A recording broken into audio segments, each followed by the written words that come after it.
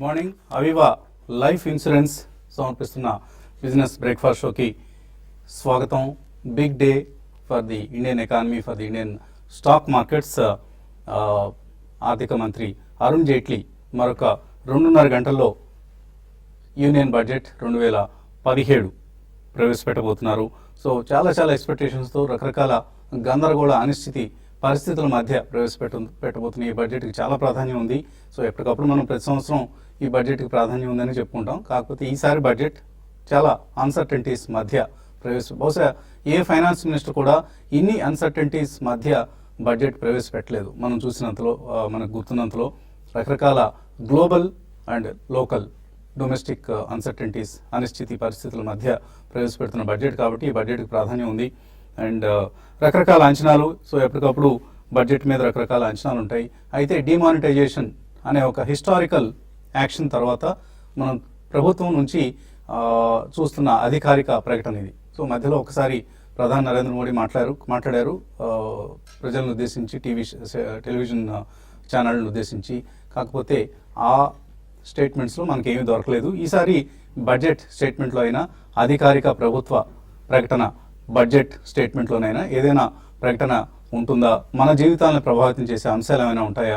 మన tax rates కావచ్చు, లేదా కన్జంప్షన్ ప్యాటర్న్స్ని ప్రభావితం చేసే అంశాలు కావచ్చు. ఎటువంటి ప్రకటనల్ని బడ్జెట్లో పొందుపరిచారు ఈసారి బడ్జెట్లో? సో అరుణ్ జైట్లీ బ్రీఫ్ కేసులో ఏముంది అన్న అంశాన్ని ఇప్పుడు అందరూ అలా ఆసక్తిగా చూస్తున్నారు. ఆయన బ్రీఫ్ కేస్ మరొక 2.5 గంటల్లో తెరుచుకోబోతోంది. సో అందులో వెల్ఫేర్ ఓరియంటెడ్ బడ్జెట్ ఉంటుందా, పాపులర్ బడ్జెట్ ఉంటుందా, పాపులిస్ట్ బడ్జెట్ ఉంటుందా, లేకపోతే వడ్డించే బడ్జెట్ ఉంటుందా? సో ఇవన్నీ రకరకాల అనుమానాలు, ఆశలు, అంచనాలు మార్కెట్స్లో కనిపిస్తున్నాయి. So capital gains tax, markets బాగా గమనిస్తున్న అంశం capital gains tax. Long term capital గెయిన్స్ను ఏ విధంగా ట్రీట్ చేస్తారు, షార్ట్ టర్మ్ క్యాపిటల్ గెయిన్స్ను ఏ విధంగా ట్రీట్ చేయబోతున్నారు? ఏవైనా మార్పులు ఉంటాయా, లేకపోతే యథాతథంగా అలాగే ఉంచేస్తారా? ఇది ఒక ప్రధానమైన ప్రశ్న. ట్యాక్స్ పేయర్స్, ఇన్కమ్ ట్యాక్స్ పేయర్స్కి స్లాబ్స్లో మార్పులు ఉంటాయనో, లేకపోతే ఎగ్జంప్షన్ని పెంచుతారనో, హౌసింగ్ ఇంట్రెస్ట్ అమౌంట్ని ఇప్పుడున్న లిమిట్ నుంచి 2.5 lakhsకి ఇంట్రెస్ట్ పేమెంట్స్ మీద ట్యాక్స్ రిబేట్ని 2.5 lakhsకి పెంచుతారా? ఇలాంటి రకరకాల. అలాగే రైల్వే బడ్జెట్ని మొదటిసారిగా మెర్జ్ చేసిన బడ్జెట్ ఇది. ఫిబ్రవరి 1st వస్తున్న బడ్జెట్ ఇది. ఫిబ్రవరి ఆఖరిలో రావాల్సిన బడ్జెట్ నెల మొదట్లోనే, మొదటి తేదీనే ప్రవేశపెట్టాలని ప్రభుత్వం ఒక హిస్టారికల్ డెసిషన్ తీసుకుంది. సో ఇవన్నీ రకరకాల ప్రాధాన్యాల మధ్య వస్తున్నాయి. బడ్జెట్కి సంబంధించి చాలా అంచనాలు ఉన్నాయి. So Chandrababu Naidu committee recommend చేసినట్లుగా బ్యాంకింగ్ ట్రాన్సాక్షన్ ట్యాక్స్, 50,000 రూపాయలకు మించిన క్యాష్ విత్డ్రాయల్స్పై పన్ను విధింపు ఉంటుందా? అలాగే డిజిటల్ ట్రాన్సాక్షన్స్ ఏమైనా చేస్తే రాయితీలు ఇస్తారా? ఇవన్నీ కూడా చంద్రబాబు నాయుడు అధ్యక్షతన వేసిన కమిటీ ఇచ్చిన రికమెండేషన్స్. వాటిని ఏమైనా ప్రభుత్వం ఫాలో అవుతుందా? అలాగే ఆర్థికవేత్తలు మాత్రం ఆలోచించే ఫిస్కల్ డెఫిసిట్ సంబంధించి ఎటువంటి పరిమితులు ఈసారి పాటించబోతున్నారు వచ్చే బడ్జెట్లో, వచ్చే ఏడాదికి సంబంధించి? ఈ ఏడాదికి నిర్ణయించుకున్న 3.5%ని ప్రభుత్వం రీచ్ కాబోతుందా? అలాగే మనం ఇవాళ పదే వినబోతున్నవి 2 పదాలు. పారా అంటే ఏదో పారాగ్రాఫ్ అని కాదు. సో బ్యాంక్స్కి సంబంధించిన ఒక రీహాబిలిటేషన్ ఏజెన్సీని, పబ్లిక్ సెక్టర్ బ్యాంక్స్ సంబంధించి ఒక రీహాబిలిటేషన్ ఏజెన్సీని నియమించాల్సిందిగా నిన్నటి ఎకనామిక్ సర్వే సూచించింది. దాన్ని ఏమైనా ప్రభుత్వం నియమించబోతోందా? అలాగే యూబీఐఎస్, యూనివర్సల్ బేసిక్ ఇన్కమ్ స్కీమ్, ఈ స్కీమ్ని ఏమైనా ఇంట్రడ్యూస్ చేసి సబ్సిడీల దుర్వినియోగాన్ని అరికట్టబోతున్నారా? నేరుగా వ్యక్తులకే సబ్సిడీ అందే విధంగా, బ్యాంక్ అకౌంట్స్కే డబ్బు అందే విధంగా ప్రభుత్వం ఏదైనా చర్యలు తీసుకోబోతుందా? ఇవన్నీ చాలా కీలకమైన అంశాలు. రాబోయే రోజుల్లో మన ఎకానమీని, మన జీవితాన్ని కూడా ప్రభావితం చేయబోయే అంశాలు కాబట్టి వీటన్నిటికీ ప్రాధాన్యం ఉంది. ఈ ప్రాధాన్యతల గురించి మనం మరికొద్దిసేపట్లో మాట్లాడుకోబోతున్నాం. ఇవాళ ఈ ½ అన్ అవర్ సెషన్ మాత్రం మనం మార్కెట్స్కే పరిమితం చేస్తాం. తర్వాత మళ్ళీ TV5లో మనం 10 o'clock నుంచి pre budget, post budget analysis, views and news ఉంటాయి. సో ముందుగా అనలిస్ట్ మనతో మన అభిమాన రెగ్యులర్ అనలిస్ట్ సిద్ధంగా ఉన్నారు. సో ఏంటి అసలు ఈ బడ్జెట్ నుంచి దేశం ఏం ఆశిస్తుంది, మన స్టాక్ మార్కెట్స్ ఏం ఆశిస్తున్నాయి, మీరు వ్యక్తిగతంగా ఎటువంటి అంచనాలు పెట్టున్నారు ఈ బడ్జెట్ మీద? బేసికలీ దేశం అంటే it depends on different strata of society అండి. ప్రతి వాళ్ళు ఎవరికి వాళ్ళు తమకి ఏదన్నా మంచి జరుగుతుందేమో బడ్జెట్ లో ఆశిస్తారు. నెంబర్ 1 అనేది ట్యాక్స్ పేయర్స్ అండి. ట్యాక్స్ పేయర్స్ డెఫినెట్లీ మాకు ట్యాక్స్ స్లాబ్స్ కొద్దిగా పెరిగి ట్యాక్స్ రేట్స్ తగ్గితే చాలా అనుగుణంగా ఉంటుందని చెప్పి వాళ్ళు ఆలోచిస్తారు. It will be very beneficial. Finance minister should leave some more money in the hands of the tax payer అని చెప్పి. అండ్ సెకండ్లీ మనకి రైతులు కానివ్వండి, ఇటువంటి వాళ్ళు who are at the lower strata of society and absolutely physical hard working people, వాళ్ళ రంగానికి చెందినవి వాళ్ళకి బెనిఫిట్ పొందేట్టుగా డెఫినెట్లీ మాకు రాయితీలు కావాలని చెప్పి వాళ్ళు అనుకుంటారు. Industrialist have their own wish list అండి. సో ఇలా మనకి different people in the society will have their own wish list. So అది పక్కన పెడితే డెఫినెట్లీ మనకి ఓవరాల్ గా చూసుకుంటే మాత్రం this is a very crucial budget. మీరు ఇందాక అన్ని చాలా ప్రిసైజ్ గా అన్ని పాయింట్స్ చెప్పారు. బట్ నాట్ ఓన్లీ ఇంటర్నల్లీ అండి, ఈవెన్ ఎక్స్టర్నల్లీ కూడా మనకి we're facing a lot of uncertainties worldwide. ఎందుకంటే మనం రీసెంట్లీ ట్రంప్ గారు after he took over as the president of United States first 100 days programme లో ఆయన చాలా ఫాస్ట్ గా he's acting almost like he's CEO of America, not like the president of United States. So అలా మనకి చాలా fast గా ఆయన ఒక్కొక్క రోజు ఒక్కొక్క రంగానికి చెందిన సెక్టరల్ చీఫ్స్ ని పిలిచి, CEOs ని పిలిచి మీటింగ్ పెడుతున్నారు. And that's also being aid publicly, అంటే మనకి టెలివిజన్ కూడా చూపిస్తున్నారు ఎవ్రీడే. ఒకరోజు ఆటో రంగానికి చెందిన వాళ్ళని, ఒకరోజు ఫార్మస్యూటికల్ రంగానికి చెందిన వాళ్ళని, ఇట్లా డిఫరెంట్ సెక్టోరల్ CEOs ని పిలిచి ఆయన he's trying to make absolutely amazing changes. So he is called the disruptive president of United States. So ఆ కారణం మూలన వరల్డ్ వైడ్ మనకి డిస్రప్షన్స్ అనేవి చాలా వస్తున్నాయి. And every country, major countries in the world are trying to get more protectionistic. ఈ కారణం మూలన మనకి ఇండియాలో కూడా this budget takes a lot of importance in terms of being, మనం we're not an export dependent economy, but definitely domestic economy kick in కావడానికి government పరంగా ఎటువంటి ఇన్వెస్ట్మెంట్స్ చేపడతారు అంటే, investment they don't have to spell out in budget, but still అటువంటి దిశలో మనం పయనించేటట్టు ఏమైనా అనౌన్స్మెంట్స్ వస్తాయా, or private sector investments kick in అవ్వడానికి ఎటువంటి రాయితీలు ఇస్తారు, how fast can the government help the private sector to invest more money to kick start the economy to a faster growth rate. ఇవన్నీ కూడా రకరకాల ఆశలు ఉన్నాయండి. సో పర్సనలీ మార్కెట్ రంగానికి చెందితే మాత్రం we need clarity on long term capital gains, short term capital gains and securities transaction tax, ఇవన్నీ యథావిధంగా ఉంచుతారా, లేకపోతే అందులో టింకరింగ్ చేస్తారా, long term capital gains longevity of holding పెంచుతారా, ఇవన్నీ కూడా చాలా ఆసక్తికరంగా మార్కెట్ చూస్తుందండి. సో పర్సనలీ మీరు నన్ను ఎటువంటి ఆశలు పెట్టుకున్నానంటే, of course, everybody wants more money in the pocket, and so definitely tax slabs would be more beneficial and helpful. But ivanni pakkan pedte, market should always be the barometer of the health of the economy అని చెప్పి పదే అందరూ అనుకుంటుంటారు. Worldwide it's a phenomena, it's a concept also. So మనకి vibrant capital market ఉండాలి అంటే they have to be really extremely good policies and certainty in policies. So అటువంటిది spell out చేస్తే తప్పకుండా మార్కెట్లో ఒక స్టెబిలిటీ అనేది ఉంటుందండి. మాటికి మనకి పాలసీస్ మార్చి, లేకపోతే రెట్రోస్పెక్టివ్ ఎఫెక్ట్ అది చేస్తాము, ఇక ముందర ఇది చేస్తాము, మధ్యలో ఇన్కమ్ ట్యాక్స్ డిపార్ట్మెంట్ వాళ్ళు ఏదో ఒక స్టేట్మెంట్స్ ఇష్యూ చేసి ఫైనాన్స్ మినిస్టర్ మళ్ళీ దాన్ని బయటకు వచ్చి ఖండించి, ఇటువంటివి రకరకాలుగా ఉండేవి. So policy framework should be absolutely in place. Benefit of doubt అనేది ఎవరికి ఇవ్వకుండా it's completely there in the policy, so you don't have to worry అనే సర్టనిటీతో ఏదైనా స్పెల్ చేయగలిగితే మాత్రం that will be very great and that will be very helpful and beneficial to the entire country as well as every individual. So technicals ఏం చెప్తున్నాయంటే, budget ఒకవేళ pro market budget వస్తే ఏ విధంగా react అయ్యే అవకాశం ఉంది, అలాగే యాంటీ మార్కెట్ బడ్జెట్ సే capital gains tax లాంటిది విధించడం, లేదా ఇంకా ఇతరత్ర మార్కెట్ నెగిటివ్ చర్యలు ఏమైనా తీసుకుంటే ఎలా రియాక్ట్ అవుతాయి, నిఫ్టీ కావచ్చు ఆర్ ఈవెన్ ఇండివిజువల్ స్టాక్స్ కావచ్చు? ఐ థింక్ బేసికలీ నిఫ్టీ చూస్తే కనుక మార్కెట్ ఈజ్ సుప్రీం అండి. బేసికలీ ఐ థింక్ మనకి ఏవైతే ఈవెంట్స్ ఉన్నాయో అది ముందే డిస్కౌంట్ చేసేస్తాయి మార్కెట్స్ లో.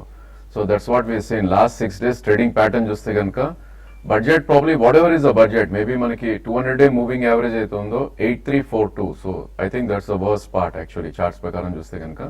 అండ్ అది ఆల్మోస్ట్ ర్యాలీ చూసాం 8327 నుంచి ఆల్మోస్ట్ 8672 దాకా పెరగటం చూసాం.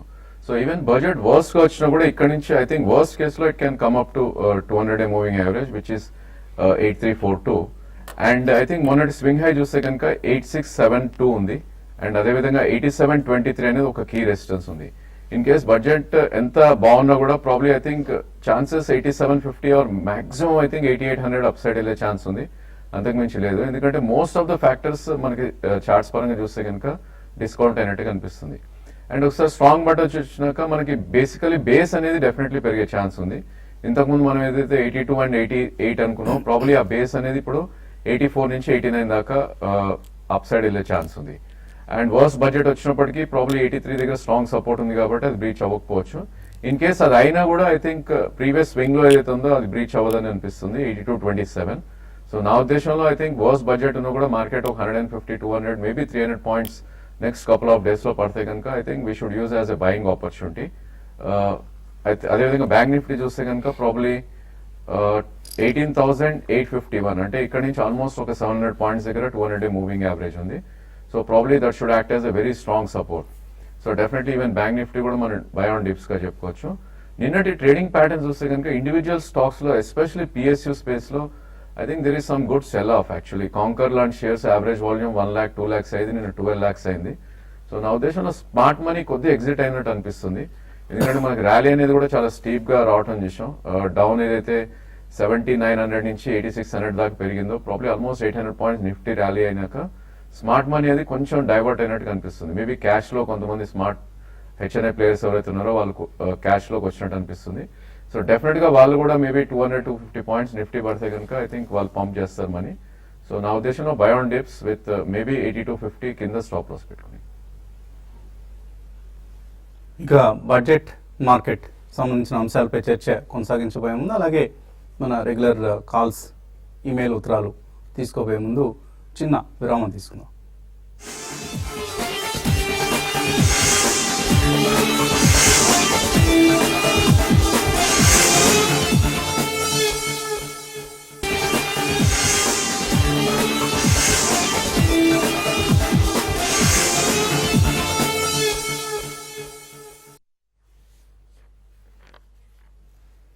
అవీవా లైఫ్ ఇన్సూరెన్స్ సమర్పిస్తున్న బిజినెస్ బ్రేక్ఫాస్ట్ షోకి తిరిగి స్వాగతం.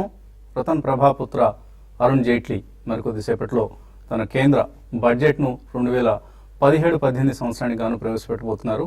సో ఈ బడ్జెట్పై రకరకాల వర్గాలు రకరకాల అంచనాలు ఆశలతో ఎదురు చూస్తున్నాయి. సో ఎటువంటి బడ్జెట్ ప్రవేశపెట్టబోతున్నారు మరొక 2.5 గంటల వ్యవధిలో మనకు స్పష్టం కాబోతుంది.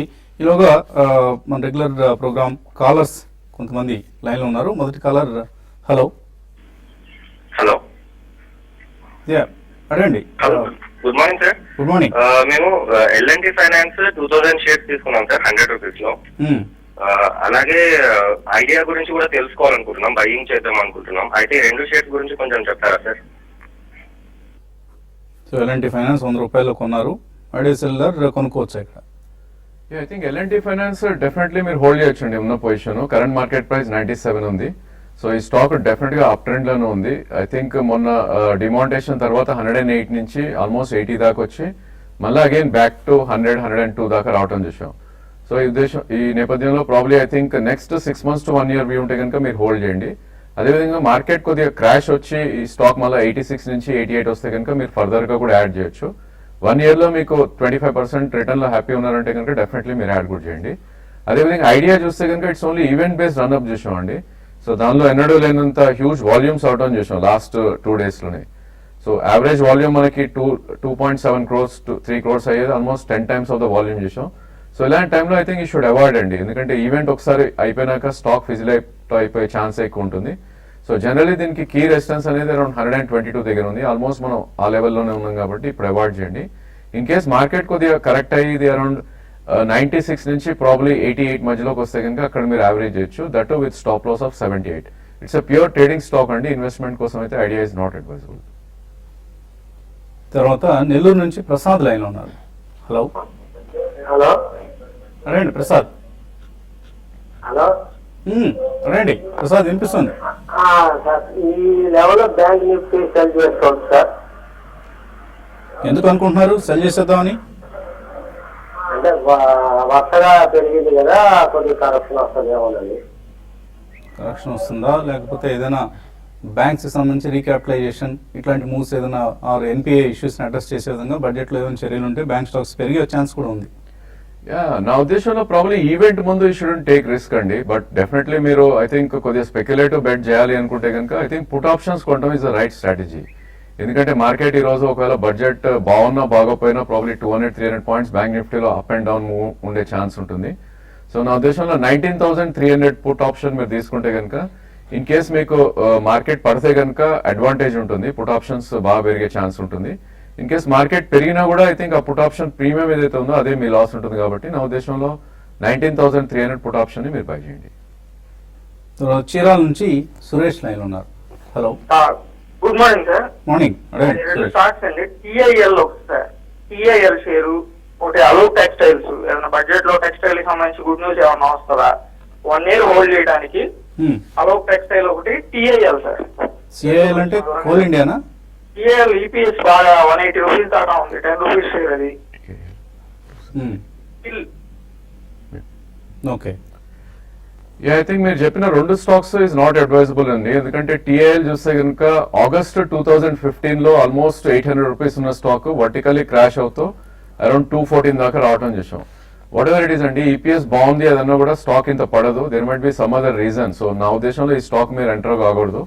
అండ్ వాల్యూమ్ కూడా చూస్తే కనుక 20,000 30,000 పర్ డే ట్రేడ్ అయ్యే స్టాక్ ఇది. సో కంప్లీట్లీ అవాయిడ్ చేయండి. ఇన్ కేస్ టెక్స్టైల్ స్పేస్ లో మీకు ఏదైనా బెనిఫిట్స్ వస్తే కనుక అలోక్ బెనిఫిట్ అవుతుంది, ఎందుకంటే ఇది పెన్నీ స్టాక్ 3 రూపీస్ 4 రూపీస్ లో ట్రేడ్ అవుతున్న stock.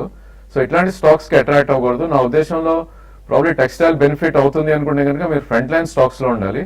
Maybe Century Textile and Arvind Mills కొంటేనే మీకు బెనిఫిట్ ఉంటుంది. అలోక్ లాంటి స్టాక్స్ ఓన్లీ స్పెక్యులేషన్ యూజ్ చేస్తారు. సో 3 రూపీస్ లో మీరు కొన్నా కూడా 3 రూపీస్ జీరో అయిపోయింది అనుకుని కొంటే కనుక ప్రాబ్లీ 5 to 6 రూపీస్ దాకా పెరుగుతుంది. బట్ నా ఉద్దేశంలో అవాయిడ్ చేయాలి ఈ స్టాక్ ని. తర్వాత శ్యామ్ ప్రసాద్ లైన్ ఉన్నారు. హలో, హలో అడగండి Shyam Prasad. Sir, morning sir. Sir, coal India 309 తీసుకున్నాను నేను. ఓకే. సార్, ఈ రేట్ లో ఉంచుకోవచ్చు. డివిడెండ్ ఆప్షన్ ఈ మంత్ ఎప్పుడు ఉంటుంది సార్? కోల్ ఇండియాలో డివిడెండ్ ఎప్పుడు వస్తుందని అడుగుతున్నారా? అవును సార్, అవును. డివిడెండ్ ఎప్పుడు వస్తుందో మరి ఐడియా లేదండి. వాళ్ళు ఎప్పుడో డిక్లేర్ చేసిన తర్వాత రికార్డ్ డేట్ అనేది ఇస్తారు. బట్ కోల్ ఇండియా హోల్డ్ చేయొచ్చా ఇప్పుడున్న మార్కెట్ పరిస్థితుల్లో? It's again basically tradable share అండి. ప్యూర్ ప్లే ఇన్వెస్ట్మెంట్ కి అయితే పనికిరాదు. ఎందుకంటే ఓవరాల్ గా కోల్ ప్రైజెస్ లాస్ట్ 2 years లో భారీగా పడ్డాయి. రీసెంట్లీ కొద్దిగా పెరిగాయి ఇంటర్నేషనల్ కోల్ ప్రైజెస్ అనేవి. సో కోల్ ఇండియా అటువంటి షేర్స్ మీరు గత 5 years చరిత్ర తీసుకుని లిస్టింగ్ అయిన తర్వాత ఒక రేంజ్ బౌండ్ ఉంటాయి కాబట్టి మీరు అది కొని మర్చిపోయే టైప్ ఆఫ్ షేర్ కాదు. మీరు డివిడెండ్ గురించి ఆలోచిస్తే మాత్రం డివిడెండ్ యూజువల్లీ ఇప్పటిదాకా కోల్ ఇండియా వాళ్ళు యాన్యువల్లీ వన్స్ ఇచ్చారు, బట్ పెద్ద డివిడెండ్ ఇస్తారు. So that will B only in the second half of calendar year. So ఇప్పుడైతే డివిడెండ్ అన్లెస్ వాళ్ళు ఏమన్నా స్పెషల్ ఇంటీరియం డివిడెండ్ డిక్లేర్ చేస్తే మనం చెప్పలేం. బట్ అదర్వైజ్ మీకు ఎప్పుడైనా కానీ ఇందులో అబౌట్ 15 to 20 రూపీస్ ప్రాఫిట్ వస్తే మాత్రం రూపీస్ నాట్ పర్సంటేజ్ డెఫినెట్లీ మీరు ప్రాఫిట్ బుక్ చేయాలి. తర్వాత తక్కువలో దొరుకుతుంది. So like that you can only trade in coal India and make some good money. కొద్దిగా స్ట్రిక్ట్ డిసిప్లిన్ తో చేసుకుంటే అది బాగుంటుంది. Not a pure play investment stock. Prabhakar Reddy mail పంపించారు. లైకోస్ ఇంటర్నెట్, తాన్లా సొల్యూషన్స్ ఇవి 2 హోల్డ్ చేస్తున్నారట 2 సంవత్సరాలుగా. ఎలా ఉంటాయని అడుగుతున్నారు. మనం ఈ కార్యక్రమంలో పదే మొత్తుకున్నామండి. ఈ కంపెనీలని 2 ఒకే రకమైన కంపెనీలు ఆల్మోస్ట్. లైకోస్ కావచ్చు, తాన్లా సొల్యూషన్స్ కావచ్చు. 2 కూడా ప్రమోటర్లు కేవలం స్టాక్ మార్కెట్స్ నుంచి ఏదో విధంగా డబ్బు లబ్ధి పొందుదాం అనే ఒక ఉద్దేశంతో ఎప్పటికప్పుడు షేర్ ప్రైస్ని పైకి కిందకి ఆడుకుంటాం. ఒక టైంలో మేము ఏదో యాజ్ ఇఫ్ వీళ్ళ మీద మాకేదో వ్యక్తిగతమైన కోపం ఉంది అని అందరూ భ్రమపడేంతగా మేము దీనికి సంబంధించి ప్రచారం చేయడం జరిగింది. లైకోస్ మీద అయితే 2 సార్లు హాఫ్-అన్-అవర్ ప్రోగ్రామ్సే చేసాం. సో కేర్ఫుల్గా ఉండండి అని మొత్తుకున్నాం. వెళ్ళలేదు చాలామంది. మీలాగే చాలామంది కౌంటర్స్లో ఈ స్టాక్స్లో ఇరుక్కుపోయారు. సో మా ప్రోగ్రామ్ చూసి మీరు గొప్ప సంపద సృష్టిస్తారని మాకేమి భ్రమలు లేవు కానీ, బట్ అట్లీస్ట్ ఇటువంటి కంపెనీల పట్ల అప్రమత్తంగా ఉండండి, ఇటువంటి కంపెనీస్ పట్ల జాగ్రత్తగా ఉండండి అని మాత్రం చెప్పడంలో మేము కృతకృత్యం అయితే అదే చాలు. కానీ మీరు ఈ కంపెనీస్ నుంచి ఎప్పుడు వీలు దొరికితే అప్పుడు ఇమీడియట్గా బయటికి రాగలిగిన నష్టం బుక్ చేసి తప్పేం లేదు. పోగొట్టుకున్న డబ్బుని మరొక మంచి కంపెనీలో వెతుక్కోవచ్చు. వీటి జోలికి వెళ్ళొద్దండి ఎవరు కూడా. తర్వాత ప్రవీణ్ రెడ్డి అడుగుతున్నారు 5 లక్షల రూపాయలు ఉన్నాయట, షార్ట్ టర్మ్ కోసం Suzlon Energy, Nitin Fire Protection కొనుక్కుంటారట 1 month కోసం. నో, డెఫినెట్లీ నో అండి. ఐ థింక్ 2 కూడా కొద్దిగా లిక్విడిటీ తక్కువ ఉన్న స్టాక్సే. అంటే సుజలాన్ యాక్చువల్లీ లిక్విడిటీ ఎక్కువ ఉన్నా కూడా I think high beta stock అది. సో 1 month కోసం it's not advisable. Even Nitin Spinners కూడా ప్రాబ్లీ ఇది ఒక రేంజ్ లో ట్రేడ్ అవుతున్న స్టాక్ ఇది. సో 62 నుంచి ఆల్మోస్ట్ 86 మధ్యలో ట్రేడ్ అవుతుంది. ఇన్ కేస్ మీరు స్టాప్ లాస్ పెట్టుకుంటే అంటే కనుక మేబీ నితిన్ ఫైర్ అటెంప్ట్ చేయొచ్చు. 68 కింద స్టాప్ లాస్ పెట్టుకుని, కరెంట్లీ 76 ఉంది. సో మీకు ఆల్మోస్ట్ అరౌండ్ 8 రూపీస్ రిస్క్ ఉంటుంది. అండ్ రివార్డ్ కూడా ఆల్మోస్ట్ అక్కడే ఉందండి. 86, 88 దగ్గర రెసిస్టెన్స్ ఉంది. మేబీ స్మాల్ క్వాంటిటీస్ లో నితిన్ ఫైర్ అటెంప్ట్ చేయండి. సుజలాన్ అయితే అవైలబుల్ స్టాక్ అండి. సో సమయం మించిపోయింది, మనకు ఇక్కడ ఇచ్చిన TV5 ఇచ్చిన సమయం ముగిసింది. మళ్ళీ TV5 మనీలో కలుద్దాం. TV5 మనీలో సాయి కార్యక్రమాన్ని కొనసాగిస్తారు. మళ్ళీ TV5లో 10 గంటల నుంచి ప్రీ బడ్జెట్ అనాలిసిస్ ఉంటుంది. అండ్ బడ్జెట్ ప్రసంగాన్ని పూర్తిగా మనం లైవ్లో చూడొచ్చు. తర్వాత బడ్జెట్ తర్వాతి విశ్లేషణలు, ఎటువంటి ఏ సెక్టర్స్ మీద బడ్జెట్ ఏ ప్రభావం చూపించబోతుంది, ఇవన్నీ చాలా సుదీర్ఘమైన విశ్లేషణలు, చక్కటి విశ్లేషణలు అందించేందుకు మా టీం సిద్ధంగా ఉంది. అండ్ TV5 మనీలో కూడా ఎప్పటికప్పుడు మనం అవర్లీ మార్కెట్ అప్డేట్స్, మార్కెట్ విశ్లేషణ అందిస్తూ ఉంటాం. So keep watching both TV5 and TV5 money.